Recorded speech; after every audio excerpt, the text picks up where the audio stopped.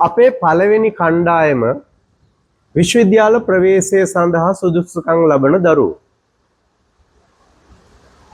අපි දැක්ක ගිය අවුරුද්දේ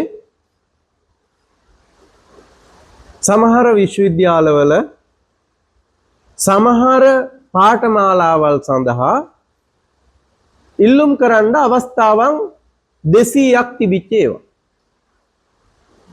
හැබැයි ඒ ඉල්ලුම් කරන කාල සීමාව ඉවර වෙනකොට සමහර වෙලාවට දරුවෝ 50ක් 60ක් තමයි ඒ පාඨමාලාව සඳහා ඉල්ලුම් කරලා තිබුණේ.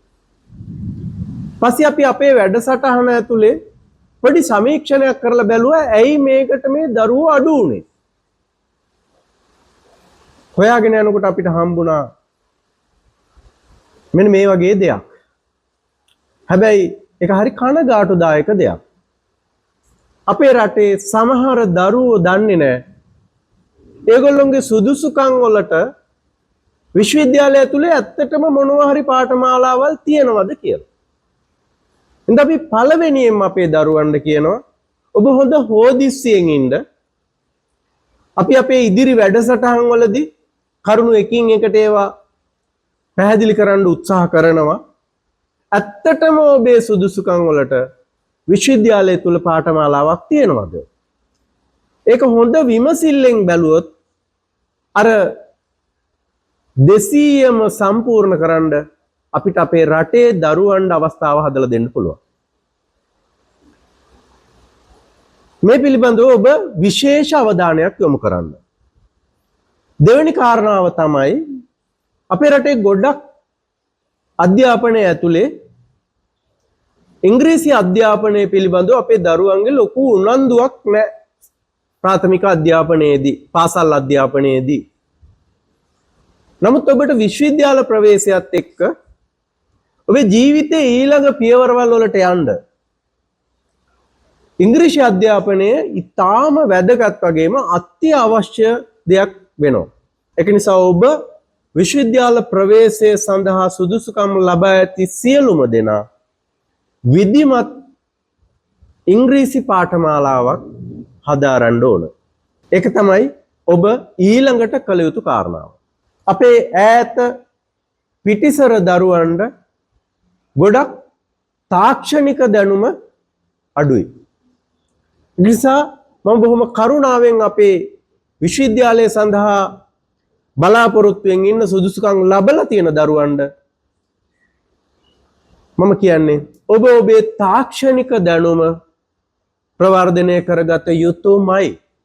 හේතුව විශ්වවිද්‍යාල අධ්‍යාපනයේදී ඔබ ලබන තාක්ෂණික දැනුම ඔබට ඔබේ විශ්වවිද්‍යාල අධ්‍යාපනය සාර්ථකව අවසන් කරන්න ඒ තුල හොඳ ගමනක් යන්න ඔබට අනිවාර්යයෙන්ම වැදගත් වෙනවා. ඊළඟ කාරණාව තමයි අපි ආයතනවල වැඩට ගියපුවාම එක එක වැඩසටහන් වලට ගියපුවාම අපිට ගොඩක් තරුණ දරුවෝ හම්බ වෙනවා විශ්වවිද්‍යාලයේ හදාරලා යම් කිසි උපාධියක් සහිතව ආයතනවල හොඳ නිලතලවල රාජකාරී කරන දරුවෝ. ඒගොල්ලොන්ගේ අපි සමස්තයක් හැටියට පොදුවේ දැකපු එක අඩුපාඩුවක් මං හිතුවා ඔබට මේ වැඩසටහන ඇතුලේ කියන්න. ඔබ අධ්‍යාපනය සාර්ථක කරගෙන ඉස්සරහට යනකොට ඔබට බාහිර සමාජයත් එක්ක ගනුදෙනු කරන්න තියෙන අවස්ථාවල් අඩු වෙනවා. ඒක ඇත්ත. හැබැයි දරුවෝ ඔබ ඔබේ සමාජීය දැනුම ඒ සමාජීය අත්දැකීම් ඔබ ඔබේ ජීවිතයේ පන්නරයක් හැටියට අරගෙන තිබුණේ නැත්නම් ඒක ඔබේ උපාධියත් එක්ක ඊළඟ වැඩ ටික කරගෙන යද්දී ඔබට ඒක මදි පාඩුවක් වෙනවා. ඒ නිසා මම මේ විශ්වවිද්‍යාලයේ යන දරුවන්ට මම බොහොම කරුණාවෙන් මතක් කරනවා ඔබ ඒ සමාජීය අත්දැකීම් එක්ක සමාජ දැනුම එකතු කරගන්න. අවසාන වශයෙන් අපි ඔබට මතක් කරන්න උත්සාහ කරනවා අපේ රටේ අධ්‍යාපනය ලැබලා බොහොම ඉහළට ඉගෙන ගත්ත ඉතාම අතලොස්සක් දරුවෝ ඉන්නවා. ඒගොල්ලොන්ට මේ බිමේ අඩිය තියෙන්නේ නැති. මම චුට්ටක් ඒගොල්ලොන්ට බොහොම ආදරයෙන් මතක් කරනවා. ඔබ අපේ රටට සම්පතක්. ඔබ මේ දැයට මහා වටිනා සම්පතක්. හැබැයි ඒ ඔබේ වටිනාකම ඊටාම වටිනාකමක් බවට පරිවර්තනය කරන්න නම් ඔබ මේ මහ පොළවේ පය ගහලා ජීවත් වෙන්න පුරුදු වෙන්න වෙනවා.